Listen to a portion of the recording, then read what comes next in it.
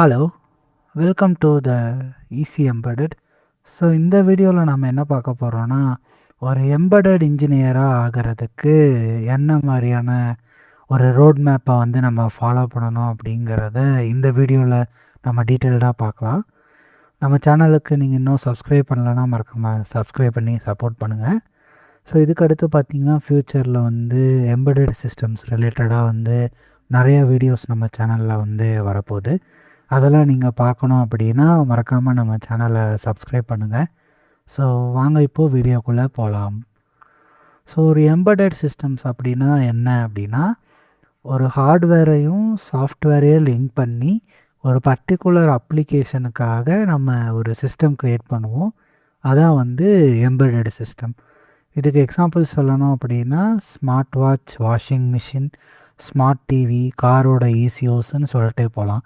இப்போ washing machine எடுத்துக்கிட்டிங்கன்னா, அது வெறும் நம்ம துவைக்கிறதுக்கு மட்டும்தான் யூஸ் பண்ண போகிறோம். லைக் துவைக்கிறதுக்கு, அப்புறம் அதை ட்ரை பண்ணுறதுக்கு, அப்புறம் புளியறதுக்கு, இதுக்கெல்லாம் தான் பார்த்திங்க அப்படின்னா மெயினாக ஒரு பர்டிகுலர் அப்ளிகேஷன் லைக் வாஷிங் த கிளாத்ஸ், அதுக்காக நம்ம என்ன பண்ணுறோன்னா வாஷிங் மிஷினை யூஸ் பண்ணுறோம். கரெக்டாக? ஸோ ஒரு பர்டிகுலர் திங்க்காக, ஒரு பர்டிகுலர் அப்ளிகேஷனுக்காக நம்ம ஹார்ட்வேரையும் சாஃப்ட்வேரையும் வச்சு ஒரு கம்ப்ளீட் சிஸ்டமை நம்ம பில்ட் பண்ணோம் அப்படின்னா அதான் நம்ம எம்பெடட் சிஸ்டம். இப்போ இந்த வேர்ல்டில் பார்த்திங்க அப்படின்னா எம்பெடட் சிஸ்டம்ஸ் இல்லாத இடமே கிடையாது. நம்ம ஸ்மார்ட் ஃபோன் இல்லைன்னா நம்ம என்ன பண்ணுவோம், நம்ம கார் இல்லைன்னா என்ன பண்ணுவோம், அப்புறம் நம்மக்கிட்ட ஏர்க்ராஃப்ட் கண்ட்ரோல் சிஸ்டம்ஸ் இல்லைன்னா ஃப்ளைட்ஸே ரன் ஆகாது. இண்டஸ்ட்ரியல் ஆட்டோமேஷன் இல்லை அப்படின்னா இண்டஸ்ட்ரீஸ் ஃபாஸ்ட்டாகவே ரன் ஆகாது. மெடிக்கல் டிவைசஸ் இல்லை அப்படின்னா டாக்டர்ஸ்னால் ஈஸியாக டயக்னோஸ்டிக்ஸ் பண்ண முடியாது பேஷண்ட்டை. ஸோ இந்த மாதிரியான விஷயங்கள் லைக் கிரிட்டிக்கல் அப்ளிகேஷன்ஸ் ஆகட்டும், நம்மளோட ஒர்க்கை ஃபாஸ்டராக கம்ப்ளீட் பண்ணுறதுக்காகட்டும், இதுக்கு எல்லாத்துக்குமே பார்த்திங்கன்னா எம்பெடட் சிஸ்டம்ஸ் ரொம்ப ரொம்ப முக்கியமான ஒரு ஃபீல்டாக இருக்குது. சரி, ஓகே. இப்போது இந்த இண்டஸ்ட்ரி டிமாண்ட் எப்படி இருக்குதுன்னு பார்க்கலாம். நம்ம எம்பெடட் இன்ஜினியர்ஸ்க்கு மெயினாக இப்போது எம்பெடட் சிஸ்டம்ஸ் பார்த்திங்க அப்படின்னா ஆட்டோமோட்டிவ், அப்புறம் எலக்ட்ரிக் வெஹிக்கல்ஸோட இன்க்ரீஸ் ஆகிறதுனால பார்த்திங்கன்னா அதோட அப்ளிகேஷன்ஸ்க்கு எம்பெடட் இன்ஜினியர்ஸ் அதிகமாக தேவைப்படுறாங்க. டிஃபென்ஸு, மெடிக்கலில் இருக்கிற electronics, industrial automation, consumer electronics, என்ன சொல்லலாம்னா எக்ஸாம்பிள் டிவி, ஏசி, இது எல்லாத்துக்குமே பில்ட் பண்ணுறதுக்கு இந்த மாதிரி எம்பெடட் இன்ஜினியர்ஸ் தான் தேவைப்படுறாங்க. ஸோ இண்டஸ்ட்ரி டிமாண்ட் பார்த்திங்கன்னா நிறையவே இருக்குது. அண்ட் பை த அரௌண்ட் ஒரு 2040க்குள்ளே பார்த்திங்க அப்படின்னா இதோட டிமாண்ட் இன்னும் ரொம்ப ஜாஸ்தியாக அதிகமாக போகுது.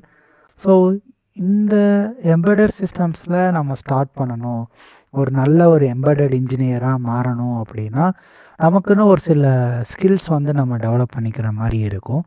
லைக் ஃபஸ்ட் ஒன் பார்த்திங்கன்னா சி ப்ரோக்ராமிங் தான் பேசிக்கான ஒரு ரெக்வயர்டு ஸ்கில்னே சொல்லலாம். ஏன்னா நமக்கு என்னதான் இருந்தாலும் ஹார்ட்வேரில் நமக்கு நாலேஜ் இருந்தாலும் சாஃப்ட்வேரில் தான் நம்ம என்ன பண்ணுவோம் சொல்லி பார்த்திங்க அப்படின்னா நம்மளோட லாஜிக்கு எப்படி அந்த சிஸ்டம்ஸ் ஃபங்க்ஷன் ஆக போகுதுங்கிற கோடிங் நம்ம எழுத போகிறோம். ஸோ பேசிக்காக சி ப்ரோக்ராமிங் தான் பார்த்திங்கன்னா மேக்ஸிமம் ஆஃப் த எம்பெடட் சிஸ்டம்ஸில் யூஸ் பண்ணுறாங்க. அடுத்து அந்த சி ப்ரோக்ராமிங்குள்ளே இருக்கிற டேட்டா ஸ்ட்ரக்சர்ஸோட basics like array, structures, union, இதை பற்றி படிக்கிறது, அப்புறம் பிட் மேப்பிங்கு, பிட் மேனிப்புலேஷன், இந்த மாதிரியான ஒரு சில கோர்சல் ஸ்கில்ஸ் நமக்கு இருந்துச்சு அப்படின்னா நம்மளால் என்ன பண்ண முடியும்னா எம்பெடட் சிஸ்டம்ஸில் நல்லா சஸ்டெயின் பண்ணலாம். மூணாவது மைக்ரோ கண்ட்ரோலர்ஸ். லைக் மைக்ரோ கண்ட்ரோலர்ஸ்னால் நீங்கள் காலேஜில் யூஸ் பண்ணுற அந்த ஆர்டினோ, ESP32, அதை தவிர இண்டஸ்ட்ரியில் யூஸ் பண்ணுற கண்ட்ரோலர்ஸ் லைக் STM32, MSP430, இன்ஃபினியானோட கண்ட்ரோலர்ஸு, அப்புறம் NXPயோட கண்ட்ரோலர்ஸு, ரெனிசன்ஸோட கண்ட்ரோலர்ஸ், இந்த மாதிரியான கண்ட்ரோலர்ஸில் நம்ம ஒர்க் பண்ணால் தான் நமக்கு நல்லா ஒரு நாலேஜ் டெவலப் ஆகும். இண்டஸ்ட்ரீஸும் அதான் நம்மகிட்ட எதிர்பார்க்குறாங்க. அடுத்து கம்யூனிகேஷன் ப்ரோட்டோகால்ஸ். எப்படி நம்ம ஒரு டிராஃபிக் சிக்னல் ஒரு ரூல்ஸாக இருக்கோ, நம்ம ஒரு இடத்துக்கு போனோன்னா அங்கே ஒரு பப்ளிக் பிளேஸில் லைக் டீசெண்டாக பிஹேவ் பண்ணுறதுக்குன்னு ஒரு ரூல்ஸ் இருக்கோ, அதே மாதிரி கம்யூனிகேஷன் ப்ரோட்டோக்காலுங்கிறது எப்படி ஒரு டிவைஸ் டு டிவைஸ் கம்யூனிகேஷன் நடக்கணுங்கிற ஒரு செட் ஆஃப் ரூல்ஸை கொடுக்கறது தான். ஸோ லைக் அதுக்கு ஒரு எக்ஸாம்பிள் சொல்லணும் அப்படின்னா UART, SPI, I2C, CAN protocol. So இந்த மாதிரியான ப்ரோட்டோக்கால்ஸ் எல்லாமே வந்து நமக்கு தெரிஞ்சிருக்கணும். அடுத்து real time operating systems. So real time operating சிஸ்டம்ஸுங்கிறது என்ன அர்த்தம்னு சொல்லி பார்த்தீங்க அப்படின்னா, ஒரு ஓஎஸை வந்து நம்ம என்ன பண்ணுறோன்னா நம்மளோட மைக்ரோ கண்ட்ரோலருக்குள்ளே ரன் பண்ணுறோம். ஸோ அதுக்கு தேவையானது. அதுக்கப்புறம் எம்பெடட் லினக்ஸு, அப்புறம் டீபக்கிங் டெக்னிக்ஸ் இதெல்லாமே வந்து என்னென்னா நமக்கு வந்து தெரிஞ்சிருக்கணும். ஸோ இதான் வந்து ஒரு கம்ப்ளீட்டான ஒரு லேர்னிங் ரோட் மேப்பு. நான் சொன்ன மாதிரி ஃபஸ்ட்டு சி ப்ரோக்ராமிங்லேருந்து ஸ்டார்ட் பண்ணிவிட்டு அடுத்து எலக்ட்ரானிக்ஸோட ஃபண்டமெண்டல்ஸ் லைக் பேசிக்கான எலக்ட்ரானிக் கான்செப்ட்ஸ், வோல்டேஜ்னா என்ன, கரண்ட்னா என்ன, ஓம்ஸ்லா, அப்புறம் டிஜிட்டல் எலக்ட்ரானிக்ஸோட basics like logic gates, flop, அன்கேட்டோட ஆப்ரேஷன், ஆர்கேட்டோட ஆப்ரேஷன் இதெல்லாமே நமக்கு தெரியணும். அப்புறம் அனலாக் எலக்ட்ரானிக்ஸில் வந்து பார்த்திங்க அப்படின்னா அதோட பேசிக்ஸு, அப்புறம் ஆப்ரேஷ்னல் ஆம்ப்ளிஃபையர்ஸு, இந்த converter circuits, analog to digital converter, digital to analog converter, இந்த சர்க்யூட்ஸ் எல்லாம் எப்படி ஒர்க் ஆகுதுன்னு தெரிஞ்சால் தான் நமக்கு வந்து பேசிக்கான ஒரு நாலேஜ் வந்து டெவலப் ஆகும். அதுக்கடுத்து மைக்ரோ கண்ட்ரோலர் பேசிக்ஸ் நான் சொன்ன மாதிரி நம்ம ஆர்டினோ தவிர இந்த STM32 மைக்ரோ கண்ட்ரோலர்ஸ், டெக்சாஸோட கண்ட்ரோலர்ஸில் ஒரு சில பெரிஃபரல்ஸ் எல்லாமே வந்து நம்ம ஸ்டடி பண்ணுற மாதிரி இருக்கும். அடுத்து communication protocols like UART, I2C, SPI, CAN இந்த மாதிரி. அடுத்து real time operating systems like real time ஓஎஸை வந்து நம்ம ஸ்டடி பண்ணுற மாதிரி இருக்கும். எப்படி நம்ம அதில் வந்து டாஸ்க்கு க்ரியேட் பண்ணுறது, அந்த டாஸ்க்கை எப்படி ஷெட்யூல் பண்ணுறது, இந்த மாதிரியான விஷயங்கள் எல்லாமே வந்து பார்த்திங்க அப்படின்னா நம்ம ஸ்டடி பண்ணால் தான் இன்னும் கொஞ்சம் நம்மளால் என்ன பண்ண முடியும்னா இண்டஸ்ட்ரி ஸ்டாண்டர்ட்ஸுக்கு கொஞ்சம் மேட்ச் பண்ண முடியும் நம்மளோட ஸ்கில்ஸை. அடுத்து எம்பெடட் லினக்ஸ். எப்படி நம்மளோட கம்ப்யூட்டர்ஸில் ஒரு லினக்ஸ் ஓஎஸ் ரன் ஆகுதோ அதே மாதிரி நம்ம என்ன பண்ணணும்னு சொல்லி பார்த்தீங்கன்னா மைக்ரோ கண்ட்ரோலருக்குள்ளே ஒரு லினக்ஸ் ஓஎஸை ரன் பண்ணணும். ஸோ அதுக்கான ஃபண்டமெண்டல்ஸ் என்ன, எப்படி வந்து நம்ம ஸ்கிரிப்ட் பண்ணுறது, எப்படி நம்ம வந்து ஒரு ப்ராசஸாக மேனேஜ் பண்ணுறது, இந்த மாதிரியான ஐடியாஸ் எல்லாமே வந்து நம்ம என்ன பண்ணிக்கணும்னா டெவலப் பண்ணிக்கணும். அடுத்து tools and debugging like Kyle ஆகட்டும், STM32, QBID இதெல்லாம் நம்ம யூஸ் பண்ணி எப்படி ஒரு டீபக்கிங் பண்ணுறது, எப்படி ஒரு மல்டிமீட்டரை யூஸ் பண்ணுறது, எப்படி ஒரு CROவை யூஸ் பண்ணுறது, எப்படி ஒரு லாஜிக் அனலைசரை யூஸ் பண்ணி எப்படி நம்ம அதை டீபக் பண்ண போகிறோம், இந்த மாதிரியான டெக்னிக்ஸ் எல்லாமே வந்து நமக்கு தெரிஞ்சிருக்கணும். ஸோ மெயினாக ப்ராஜெக்ட்ஸ் வந்து நம்ம ஹேண்ட்ஸ் ஆனால் நிறையா ப்ராஜெக்ட்ஸ் வந்து பண்ணியிருக்கணும். லைக் ஒரு LED பிளிங்கிங் இதெல்லாமே பேசிக்கான ப்ராஜெக்ட்ஸு. ஸோ இன்னும் அட்வான்ஸ்டாக பார்த்திங்க அப்படின்னா இன்னும் நிறையா ப்ராஜெக்ட்ஸ் இருக்குது. லைக் ஒரு ஹோம் ஆட்டோமேஷன் பில்ட் பண்ணுறது, எப்படி ஒரு கேன் கம்யூனிகேஷன் வந்து 2 கண்ட்ரோலருக்கும் நடக்கிறது, அட்வான்ஸ்டாக பார்த்திங்கன்னா எப்படி ஒரு எலக்ட்ரிக் வெஹிக்கிளோட பேட்டரியை மானிட்டரிங் பண்ணுறது. ஸோ இந்த மாதிரியான ப்ராஜெக்ட்ஸை எடுத்து ஒர்க் பண்ணும்போது தான் நம்ம முன்னாடி சொன்ன இந்த கான்செப்ட்ஸ் எல்லாமே நம்ம அப்ளை பண்ணுவோம். லைக் அந்த கண்ட்ரோல் பண்ணுறதுக்கு என்ன மைக்ரோ கண்ட்ரோலர் யூஸ் பண்ணுறது, அப்புறம் எப்படி EV பேட்டரி கூட நம்ம கம்யூனிகேஷன் பண்ணுறது, அதுக்கு என்ன ப்ரோட்டோக்கால் யூஸ் பண்ணுறாங்க, அப்புறம் என்ன மாதிரியான பேசிக்கான சர்க்யூட்ஸை நம்ம ரெடி பண்ணலாம், எப்படி வந்து நம்ம ஒரு லாஜிக்கை டெவலப் பண்ண முடியும், அதுக்கெல்லாம் பார்த்திங்கன்னா நமக்கு சி ப்ரோக்ராமிங் தான் மெயினாக வந்து யூஸ் ஆக போகுது. ஸோ இந்த மாதிரி ஒரு ப்ராஜெக்ட்ஸில் எடுத்து நம்ம ஒர்க் பண்ணால் தான் எப்படி ஒரு ரியல் டைமாக ஒர்க் ஆகுது அப்படிங்கிறத நம்ம ஃப்ரேம் பண்ணி நம்ம டெவலப் பண்ணி நம்ம வந்து அதை அனலைஸ் பண்ண முடியும். அப்போ தான் பார்த்திங்கன்னா நமக்கு நிறைய லேர்னிங்ஸ் வந்து கிடைக்கும். ஸோ சேலரி பார்த்திங்க அப்படின்னா ஒரு ஃப்ரெஷருக்கு வந்து எம்பெடட் சிஸ்டம்ஸ் மார்க்கெட்டில் வந்து பார்த்திங்கன்னா ஒரு 3 LPA to 8 LPA வந்து தராங்க. மிட் லெவலில் வந்து பார்த்திங்க அப்படின்னா அரௌண்ட் ஒரு 8 LPA to 20 LPA. So after நீங்கள் ஃப்ரெஷராக இருந்து ஒரு 3 to 4 years எக்ஸ்பீரியன்ஸ் ஆகிட்டீங்க அப்படின்னா அடுத்து நீங்கள் வந்து இந்த மிட் லெவல் 8 LPA to 20 LPAக்கு நீங்கள் ஜம்ப் ஆகலாம். அடுத்து ஒரு எம்பெடட் சிஸ்டம்ஸில் வந்து ஒரு 8 to 10 years எக்ஸ்பீரியன்ஸ் ஆகிட்டிங்கன்னா அடுத்து நீங்கள் சீனியர் இன்ஜினியர் பேக்கேஜஸ்க்கு வந்து மூவ் ஆக முடியும். ஸோ ஏன்னா எம்பெடட் சிஸ்டம்ஸில் வந்து பார்த்திங்க அப்படின்னா அது வந்து ஒரு எப்படி சொல்கிறது, ஒரு நீச்சான ஏரியா ஆக்சுவலாக. லைக் அது வந்து ஒர்க் பண்ணுறதுக்கு இன்னும் நமக்கு நிறையா ஆட்கள் வந்து தேவைப்படுது. லைக் சொல்கிறது ஸ்கில்டான பர்சன்ஸ். லைக் இந்த முன்னாடி சொன்ன எல்லா கான்செப்ட்ஸும் தெரிஞ்சு ஒரு நல்ல ப்ராஜெக்ட்ஸில் ஒர்க் பண்ண இன்ஜினியர்ஸ் எல்லாம் இருந்தாங்கன்னு சொல்லி பார்த்திங்கன்னா அவங்களோட பே ஸ்கேல் எல்லாமே வந்து ரொம்ப ஜாஸ்தியாக இருக்குது. ஸோ இதுக்கு வந்து சேலஞ்சஸ் இருக்குது. என்னன்னு சொல்லி பார்த்திங்க அப்படின்னா தினமுமே நம்ம வந்து லேர்னிங் பண்ணிகிட்டே இருக்கணும். ஆக்சுவலாக புது புது டெக்னாலஜிஸ், புது புது டீபக்கிங் டெக்னிக்ஸு, புது புது கண்ட்ரோலர்ஸு இதெல்லாம் நம்ம என்ன பண்ணணும்னு சொல்லி பார்த்தீங்க அப்படின்னா லேர்ன் பண்ணிக்கிட்டே இருக்கிற மாதிரி இருக்கும்.